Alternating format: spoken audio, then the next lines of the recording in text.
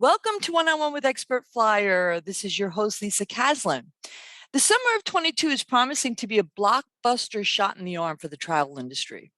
In fact, some researchers are even predicting that travel from the US to Europe will increase by as much as 600% this year as compared to 2021. So as more people will be hitting the air, land, and sea, now's a good time to dust off some of those reliable travel apps or maybe even download some new ones. Jason Steele is our guest. He is here to talk about this and share his top travel app picks.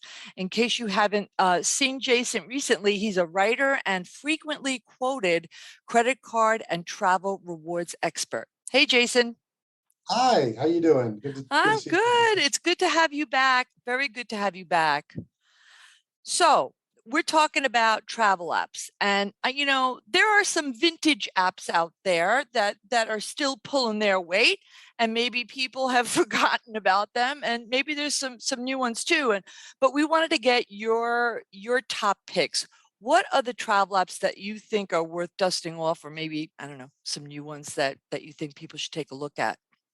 Yeah, and it's interesting that you asked me because actually I'm not a huge app person. So if I like an app, it's got something really compelling going for it. Yeah. I've been using Expert Flyer for years. That's solves or helps solve one of the big problems that I have because I'm traveling on points and miles usually, and Hmm. you could use Expert Flyer not just to search for available award trips, but you can use it to set alerts, Hmm. which is, I think, one of the only apps that does that. And so I frequently have this issue where I'm trying to find a particular flight and I don't know when those award tickets will become available. I set that alert and I get that email and I get so excited. Yeah. and Yeah. and I often use that for friends and family as well, because if you're an award travel enthusiast like me, your friends and family hear that you're doing this stuff and they want your advice, they want your help. So my aunt is going to Europe, and I'm like, well, maybe that last minute flight will become available on Lufthansa in business class. I'll set up an award for you and I'll tell you if it becomes available. So that's a really neat app. um, So easy, and it really helped. People have such a hard time juggling the points and keeping track of them, and it's so simple to just set up that alert and know that you're getting to use those points or get that upgrade. So it's great, Absolutely. and happy you like it. So Yeah. what else do you like? One of the things as an award travel enthusiast, I have a lot of credit cards. Yeah. So there's an app called Travel Freely, and it's actually made by a friend of mine here in Denver who used to be a school teacher. So this is, real mom and pop stuff, but he's done Wow. really good things with it. And in the last few years, we've seen lots of these apps kind of emerge. And this one was one of the first on the market, Travel Freely. And they're coming out with a new version called Cash Freely for those who are a little bit more into cashback credit cards. But it organizes your credit cards. It tells you when the due dates and the annual fees are coming up. It helps you decide which card to use for which purchases. And if you have a stack of credit cards like I do, Yeah. that kind of information becomes indispensable. Wow, that's great. Okay. Anything else? Sometimes it sounds like really old school and it sounds really like almost like obvious in a way, but the most overlooked app, it's more of a website that people fail to utilize, is actually Wikipedia. And you're thinking, what does that have to do with travel? Maybe I'll research my destination. But I will, I'm trying to piece together a trip. I will go to Wikipedia's page for the airport I'm flying to or from. Uh-huh. And I'll see a list of every airline that flies to that airport and Uh-huh. every destination that they serve nonstop. So for example, I'm going to Italy this summer, and while I'm in Italy for a month, I'm going to visit Paris. Well, how do I get from central Italy to Paris? Well, I don't know all the airlines, and certainly even a website like Expedia isn't going to list all the airlines. So I Uh-huh. look at the local airports there, and I look for Paris there because Paris has a couple airports as well. And sure enough, I find EasyJet, which I've never flown before. I go to the website, $260 round trip for my family of five. What? Yes, it was like Oh, it was crazy, and I wouldn't even have known to look at that yeah. airline if I went through Wikipedia. That It, is it's that really is a fantastic tip. I love that. It's the only site that I know of that will list every airline and every destination for an airport. Even the airport's websites don't particularly do a good job of that, and they're all in different languages and formats. So Yeah.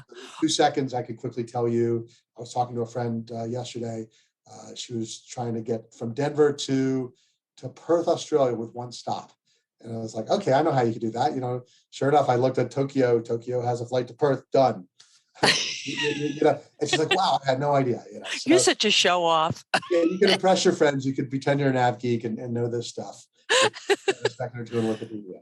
So I'm just curious, when you book, do you use an airline app? Do you book directly with the airline, or how do you do your booking? I only book directly with airlines, because when there's a schedule change, or when there's a cancellation, or you need to make a change, if you have booked through something like Expedia, or an online travel agency, you can often get the runaround where they say, yeah, happy to help. And then click. Oh, you need to talk to your travel agent. You call Expedia, you wait at home for an hour or two. Oh, you need to talk to the airline. You're like, I know.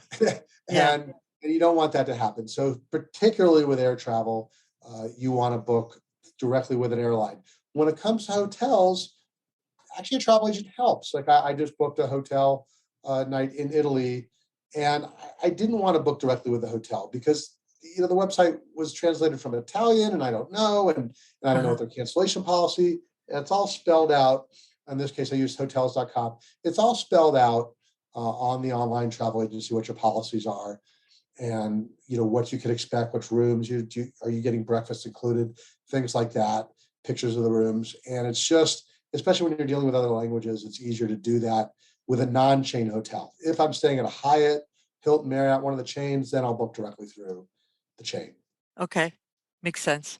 All right. Any final words? Anything going on credit card wise that we should know about that you want to fill us in Oh on? gosh, I mean, you had mentioned in your intro that travel is up 600% from 21, and of course that kind of makes sense because travel is pretty down. Right. Travel is up from 19. The Denver airport, for example, where I live, is exceeding their 2019 numbers. And Is it?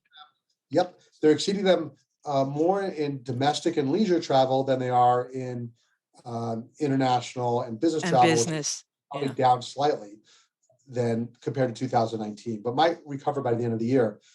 And what that's doing for us leisure travelers and business travelers alike is it's creating a shortage, just like everything else in life, from baby formulas to new car. Yeah. So there's a shortage out there, and particularly there's a shortage of award seats. So you have to really find those, book early. The change fees are gone since 2019 from 2020. So book early, book the best thing you have, change it later when something better becomes available, or if something better becomes available. And you should be thinking about spring break 23 right now. Wow. If you're just getting around to or Christmas, Thanksgiving, if you're just getting around to summer, you're probably going to find it's too late to find the good deals on lots of things, which should spur you to book far in advance. And I don't like the term revenge travel. I'm thinking return travel. People are making up for all the travel they missed in the last couple of years, myself included. And me too. Good words of advice. All right. Listen, it was great having you again. Good to see you. And we're going to have you back again when things Wonderful. get Always enjoy talking. good. All right. Listen, you have a great weekend. All right. Take care. You too.